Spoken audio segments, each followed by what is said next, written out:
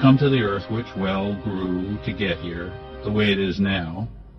Here is our world, our planet Earth, floating in space.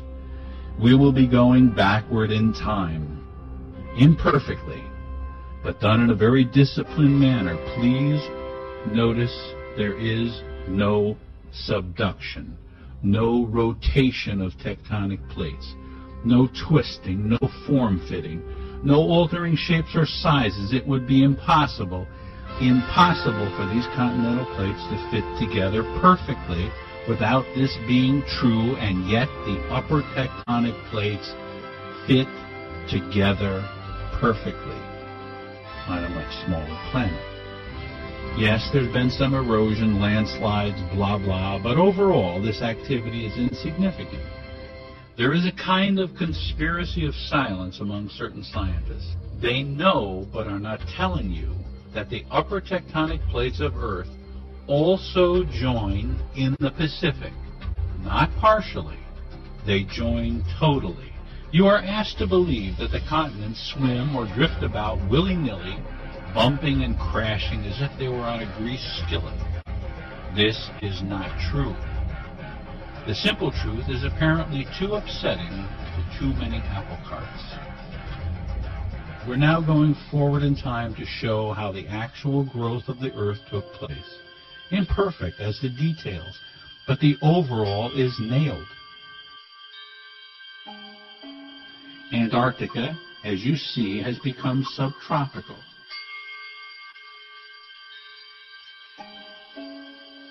Africa, on a smaller globe, moved way downward under the globe. In fact, for hundreds of millions of years, the bottom of Africa was the South Pole. South America's tail goes under and wraps around the bottom of Africa. Then, incredibly, it joins coast with Antarctica. 65 million years ago and more, these continents were joined, and marsupials like the duck-billed platypus roamed from Australia, Antarctica, and across southern South America and up into Africa. The platypus. Dinosaurs roamed all over this world on the upper tectonic plate because there were no oceans, just shallow seas. Here today, Antarctica is frozen over, and Australia and its surrounding islands are the remaining home of marsupials. Do you see how broadly the Pacific is opening compared to the Atlantic? This is exactly why the knee-jerk Pangea theory exists. The Pacific spread is too difficult to easily visualize because it's so big.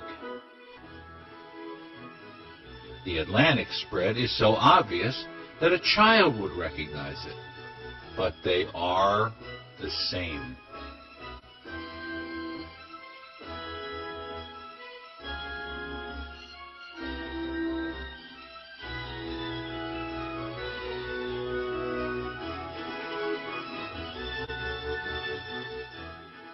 Check this map out. The Navy and others took core samples to find the ages of the sea bottom. Lo and behold, no part of the undersea was found to be much older than 70 million years old. Does that shock you? It should. It shocked the scientists. Where did they get ancient fish fossils from? From the land, like in Mississippi and Utah and France and China. Most of the undersea wasn't there 70 or 80 million years ago. The measurements of the core samples give the age of the sea floor. Newest, 10 million or so, is red. As we go back in time, we go backward in our rainbow, orange, yellow, green, blue, okay? So we bury the new sea floor back to the fault lines as dictated by color or age. 10 million years back, these are the ages of the seafloor as measured by science, and they're generally true. Earth grew. 20 million? I'm not making this information up.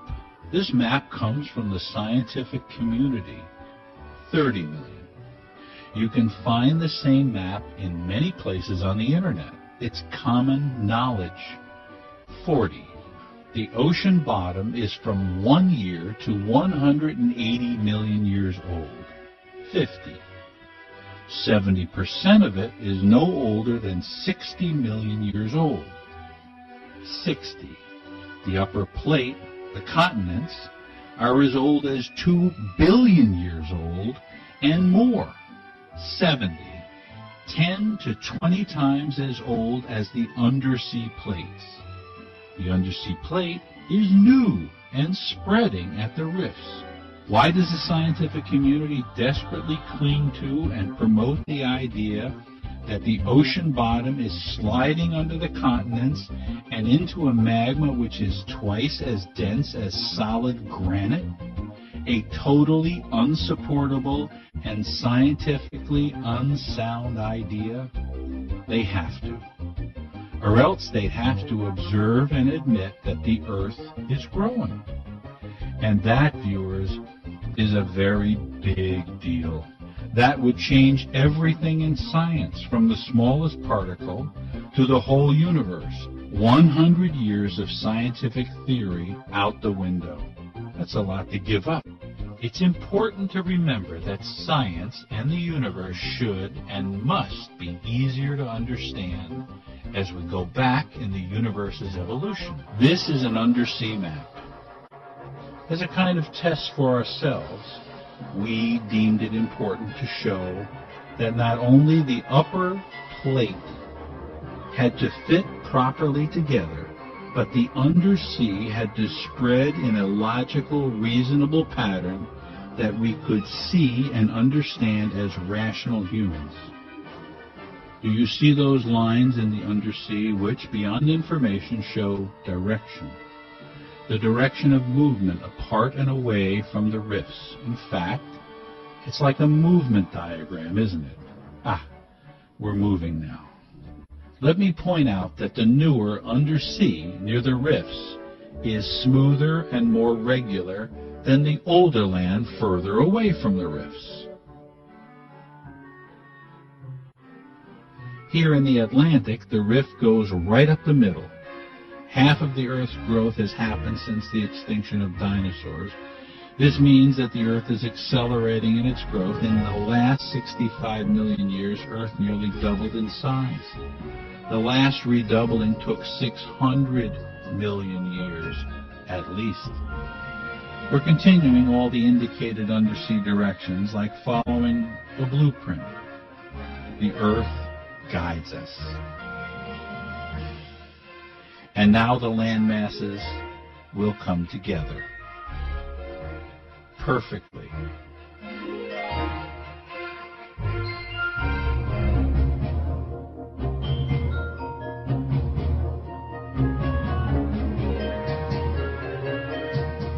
As we now go forward in time from 185 million years ago, please notice there is no subduction.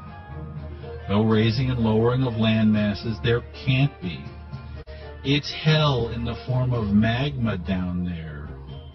Local raising and lowering, yes. But not on a massive basis. It can't happen.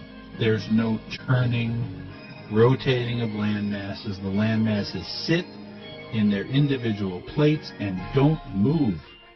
The rifts open, that's all. For examination, I'm going to run a few vignettes of each area of Earth that you have a right to be curious about. The North Pole. Man, I love this map so much. There was a piece in the recent National Geo.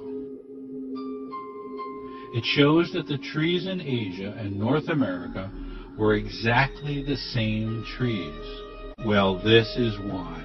The land was together when the trees evolved.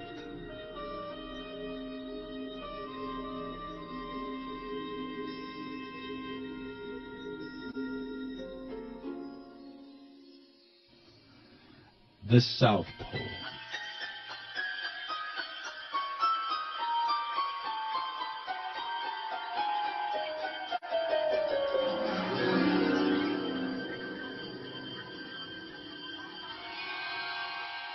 The oceans have absolutely nothing to do with tectonic spreading, except that they cool the thickening mantle. Tectonic spreading, even according to the most conservative scientists, has created 2/3 of the Earth's surface in the last 200 million years. And therefore, the same must be true on all planets, including Mars. Must. And we can see the younger spreads on Mars just as on Earth. But there is, just as clearly, no subduction on Mars. It can't be both ways. You either have spreading and subduction, or you have only spreading, and you must have spreading.